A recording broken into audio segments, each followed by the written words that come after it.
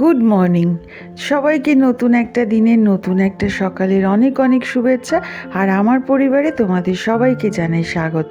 আশা করি সবাই খুব ভালো আছো, সুস্থ আছো আর হাসি খুশিতে আছো। সকালবেলায় ঘুম থেকে বাসি কাজ সেরে যেই জিনিসটার জন্য অপেক্ষা করে থাকি সেটা হচ্ছে গরমাগরম এক পেয়ালা চা। চাটা করে নিয়েছি, এইদিকে আলু সেদ্ধ প্রেসারে বসিয়ে দিলাম, কারণ ব্রেকফাস্টটা করতে হবে তাড়াতাড়ি, আবার অফিস আছে। আমি আমার চাটা ঢেলে নিলাম, ওইদিকে ফ্লাস্কে একটু চা করে রাখি, কারণ প্রতিদেব বারে বারে চা খায়, অতবার কি করতে ইচ্ছে করে, তাই একটু করে রাখি, ওই মাঝে মাঝে একটু ঢেলে ঢেলে খায়। আর এখন 7টা মতন বাজে, বাইরের ওয়েদারটা দেখো, বড্ড গুমোট আর ভীষণ গরম। বাইরে একটু মেঘলা মেঘলা হলে কি হবে, গরম তো কমছে না। এইদিকে কার্বলিক অ্যাসিড দিয়ে রেখেছি। আর আজকে হচ্ছে রথযাত্রা, 7ই জুলাই, তাই তোমাদের সবাইকেও জানাই রথযাত্রার অনেক অনেক শুভেচ্ছা। আর এই চায়ের আসরের পর্বটা আমার কাছে খুব গুরুত্বপূর্ণ। আমার ঠাকুমারও ছিল, সেই 8টায় পুজো দিতে বসে যখন 12টা সাড়ে 12টায় উঠতেন, তারপরে একটা বিশাল চায়ের আসর বসতো। কাকারা, পিসিরা, বাকি সব আত্মীয়রা চলে আসতো। এই রাসবিহারীতেই আমার ঠাকুমা থাকতো, দারুণ মজার সেই আসর, সঙ্গে খুটুনি। তারপরেও আমি মায়ের সঙ্গে চায়ের আসর বসাতাম, এখানে শ্বশুরবাড়িতেও আমি চায়ের আসর বসাতাম। ভীষণ প্রিয় আমার এই সঙ্গটা। যদি ভালো না হয়, যেই দিন মুখার্জি মশাই ঘুমিয়ে থাকে সেই দিন আমার আবার একদম জমে না।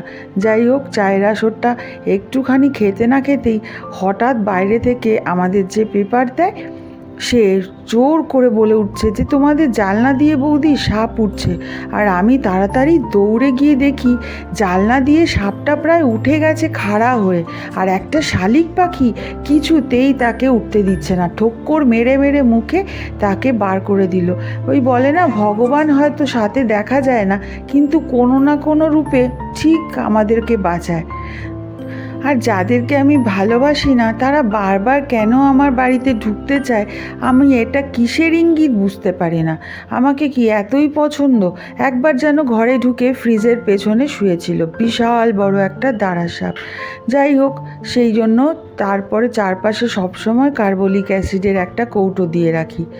আর আমার বাড়িতে যখন অতিথিরা আসে, তখন আমি কত খুশি হই আর মন থেকে তাদের আপ্যায়ন করার চেষ্টা করি। কিন্তু আজকাল অতিথিদের বদলে বড্ড সাপ, ব্যাঙ, টিকটিকি আসছে। কেন যে আসছে বুঝতেই পারছি না। যাই হোক, সকালের তো ব্রেকফাস্ট করতে হবে। আজকে নতুন ধরনের একটা আলুর পরোটা করব। দেখা যাক খেয়ে কেমন লাগে। তাই একটু টাটখোলায় জিরে, ধনে, আদা, কাঁচা লঙ্কা, একটু কসুরি মেথিকে অল্প একটু ভেজে নিয়ে তারপরে ওটাকে মিক্সিতে ঘুরিয়ে নেব।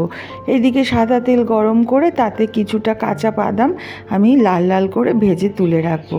আসলে এই রকমভাবে আমি কোনো দিনও খাইনি, আজকে প্রথমেই বানাচ্ছি।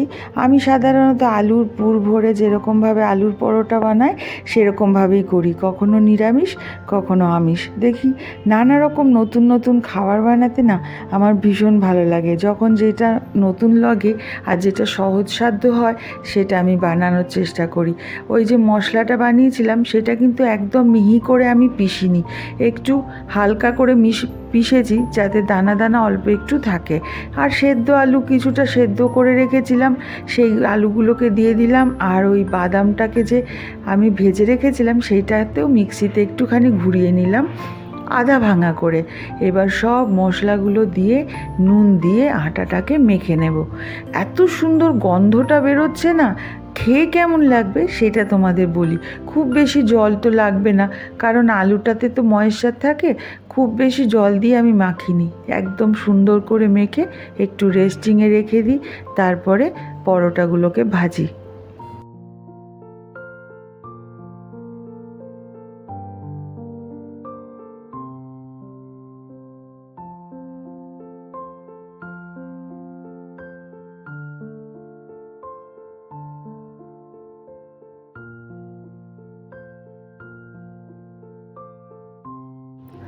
যদিও সকালের ব্রেকফাস্টে প্রায় দিনই আমি পরোটা বানাই, কিন্তু পরোটায় আমি এত কম তেল দিই যে সেটা অনেকটা রুটিরই সমান হয়ে যায়।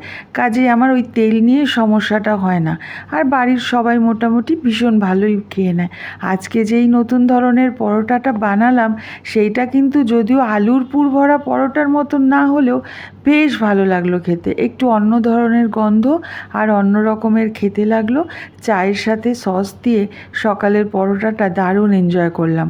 আজকে দুপুরবেলায় বেশি রান্নাবান্না করব না, আজকে দুপুরবেলা একদম ডিম সেদ্ধ, আলু সেদ্ধ, ডাল সেদ্ধ, ভাত। যাই হোক, আমাদের সকালের ব্রেকফাস্টটা সেরে নিই। পরপর বেশ কিছুদিন খাটনি গেছে এত, আজকে তাই আমার রেস্টে। গুড ইভিনিং, এখন বিকেল, আর আজকে রথের দিন।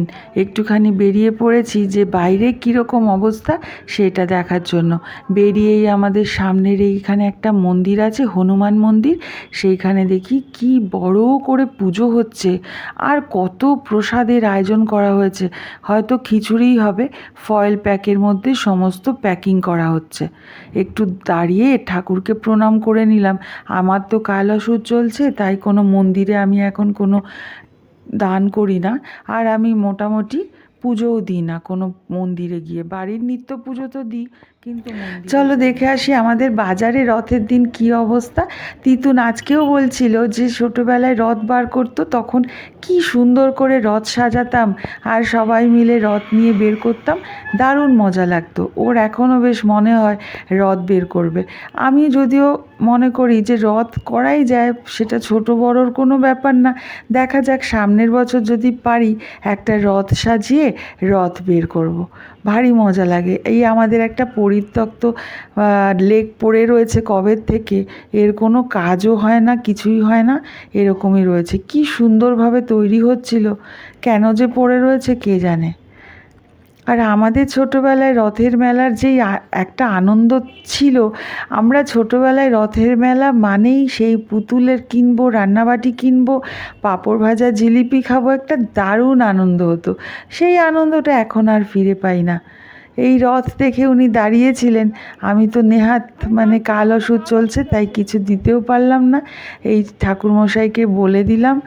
যাই হোক, চলো একটু বাজারের দিকে যাই। আর ওই দেখো ফুচকাওয়ালা, এই ফুচকাওয়ালা যা সুন্দর ফুচকা বিক্রি করে না, একটা খেলে আর থামতে ইচ্ছে করে না, মনে হয় খেয়েই যায়। আমি একটু ঠাকুরের ফুল কিনবো বলে ফুলের দোকানে এসেছি, আর ফুল দেখলে না মনটা ভরে যায়। কিন্তু এত দাম এখন বেড়ে গেছে যে আগে বেশ অনেক সময় ফুল নিয়ে ঘরে রাখতাম, এখন আর বিনা পারপাসে রাখি না। আজকে বেশ মেলা মেলাই লাগছে, যদিও রোজ দিনই আমাদের বাজারটা এরকমই লাগে। আর দূরে দেখো একটা রথ, সুন্দর লাগছে। চলো রথগুলোও দেখি কীরকম কে সাজিয়েছে।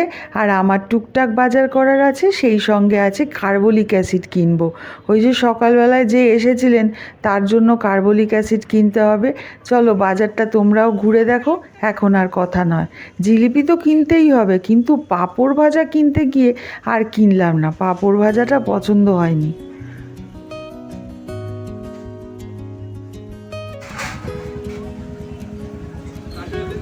হ্যাঁ, ওর মধ্যে লাড্ডু দিয়ে দাও, আর একটা জায়গায় একটা আলাদা।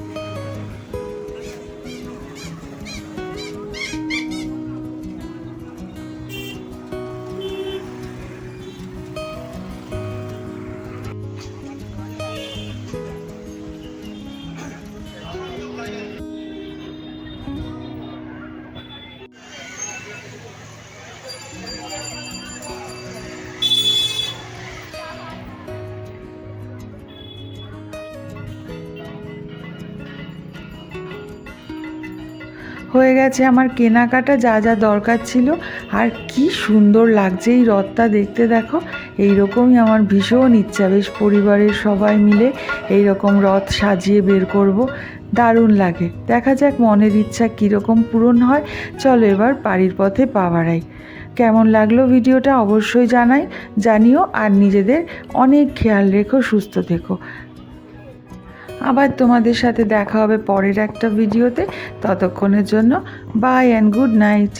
বাড়ি ফিরে দেখি কর্তামশাই আর তিতুল বাইরে বেরিয়েছে চাবিটা নিয়ে। সেই আমাকে সিঁড়িতে বসে এখন অপেক্ষা করতে হচ্ছে। কী যে মারাত্মক গরম। চলো টাটা আজকের জন্য, বাই।